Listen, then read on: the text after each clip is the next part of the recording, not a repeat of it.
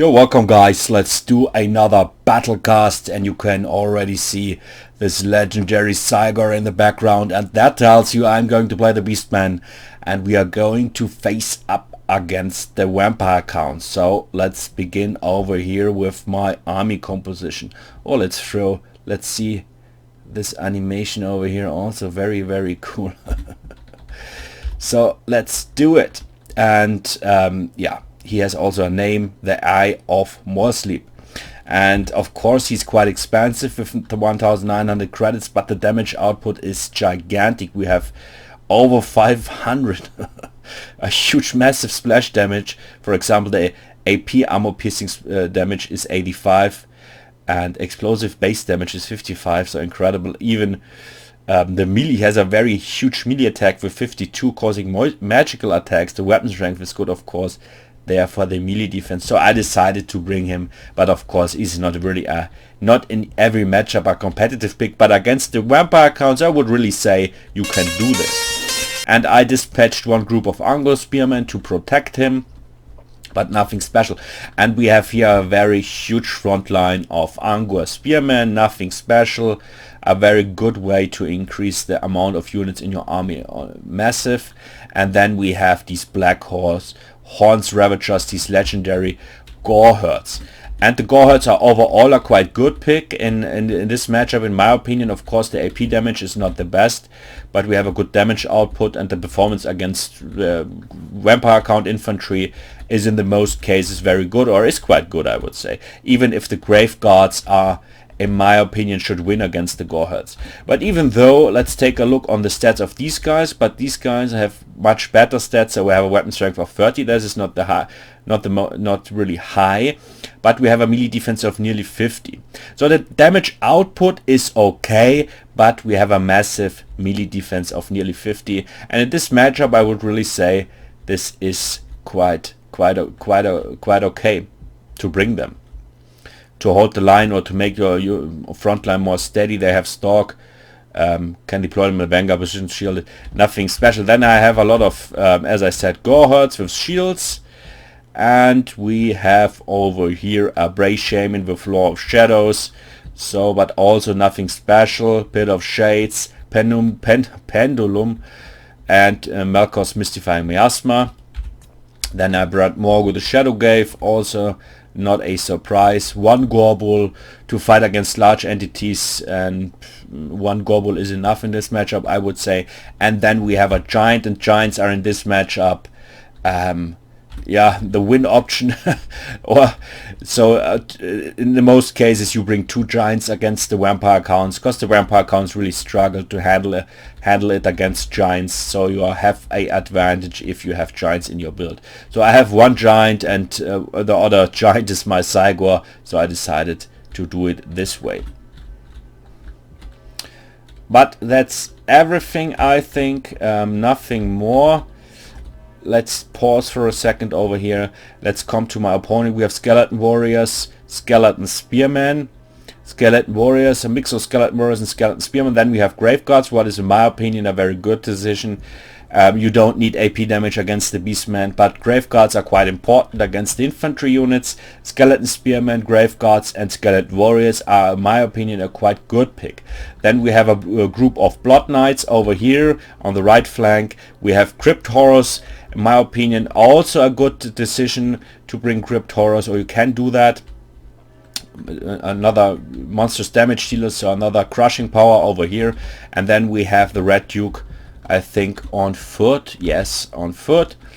And yeah, I would have brought at least the Red Duke also on a horse. But anyway, let's start over here. You can already see he has two groups of direwolves attacking now my Cygor. So they interrupted him for throwing stones. And now we have a charge in over here, a very wide front line, and very wide fight going on over here, especially with the Crypt Horrors. And now my Gorbul joining the fight over here. And now we have a Pendulum, a very good Pendulum.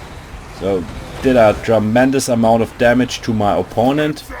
As I said, I good front line, a very wide front line. Of course, he started to spawn raised dead or zombies in my backline. My shaman is running around. Malkov's mystifying miasma going down on this group of grave guards. So I tried, of course, to weak or to crush the middle over here, and can see now the Red Duke is fighting my Gorbul. But unfortunately, as I said, maybe this is a positive point that he is not on a horse. Now he counts as a infantry or a small unit, and my Gorbul, the performance is bad then, because he don't get his anti-large bonus. So this is not really a bad decision. And of course his Blood Knights. I think the better decision would have been to attack also with his Blood Knights my Cygor over here. But still my Cygor is fighting against these Dire Wolves. Dire Wolves, I'm not sure why they are able to hold such a long time against the Cygor. The Cygor has also quite good amount of armor with 50, so there's no chance that the Dire Wolves kill him. But at least they interrupt him from throwing stones at his units. So we have some rear charges with the Blood Knights over here. Malkov's mystifying miasma going down from a shaman on the Blood Knights, but still they have took not so much damage, so they have already very good on health, so this is still quite okay. But overall we have a very wild fight. Even on the left flank I win more and more, so I was really able in combination with the giant over here to handle it against the skeleton spearmen or against the skeleton warriors. Also you can see they're starting to crumble over now. And I forgot to mention, I also have these I have a group of Santigors in my build, just for some rear charges. Of course I knew that it's quite dangerous for against Blood Knights, but just for some rear charges I brought one group. I love Santigors, in my opinion a very good pick.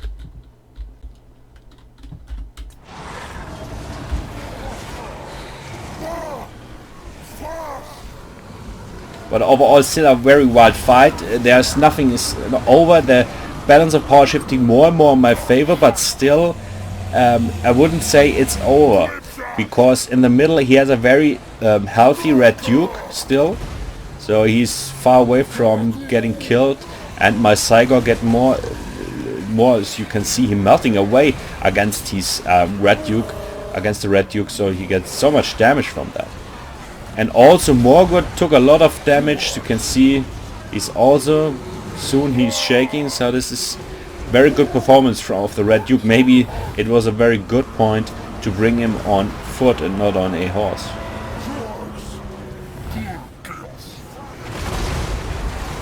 Now my Cygor starting to shoot again with his starting to throw again with his stones, and this is also quite good because he additional damage output, because you can see on the right flank he won the fight. So you can see they fly away over here, very cool. So on the right flank they won the fight, and now joining to the middle, and you can see the balance of power shifting a little bit in his favor. So as I said, now also Morgoth the Shadowgrave Shaken is routing, so he it's not over yet.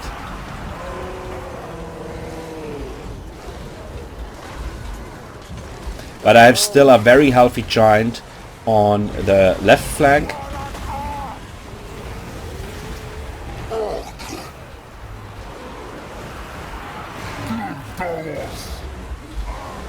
And we have a massive blob of enemy units in the middle. You can see we have a Gorbul, a Graveguard, a Skeleton Warriors, and I decided to cast a Pit of Shades directly in the middle. And this was a very good one. You can see this was a massive damage to these Graveguards. So for this reason, if your enemy, if some blobbing units, you can cast a Pit of Shades in there, and this is quite good. Also Malkov's mystifying miasma is also quite good, even if the damage output or the damage is of course not so high like from Fate of Luna, for example. my Gorble routing off, but yeah, after the Pit of Shades and after my Cygor starting to throw rocks again, you can see his infantry is also very low on health. But we have this Blood Knights. So it would be a better decision to kill my Cygor with the Blood Knights and after that the Giant, in my opinion. Of course, for this reason I have these Angor Spearmen.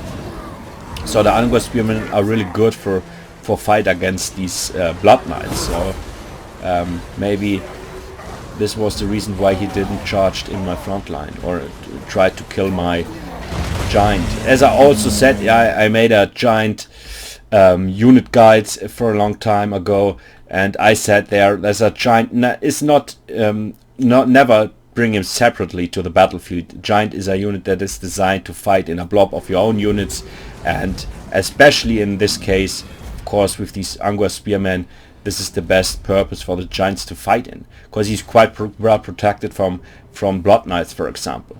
And as you can see, the Angor Spearman, the performance was very good. Also the kill count over here, very, very good. As I said, the Gorble was quite useless. Of course, he killed some Crypt Horrors, what is quite good. The Ray Shaman, you can see the kill count, very, very good with the Pit of Shades. As I said, directly in the middle at the end, we have Gorehearts with shields. Also here, these Blackhorns Ravagers perform quite well, but you can see you can also take a normal one. The extra charge is not so much, so in some cases it's worth it, but you can see the normal Gorehearts with shields performing also very well, 112 kills, very good. The performance also of the Cygor was good, many kills. The Giant, nothing special over here, but I like the build of my opponent quite a lot. But I would replace the Crypt Horrors for Terrorgeists. I think Terrorgeists are quite important in this matchup, so you need, as the vampire counts, Terrorgeist at least 2. So I would take a Strigor Ghoul King with a Terrorgeist and an additional one. Of course, quite expensive, but it's worth it. But anyway, this was a great game. Thanks to Dorko. This was great, for a lot of fun. And yeah, thank you. Nothing more to say about that. And see you on the next Battlecast. Have a nice evening.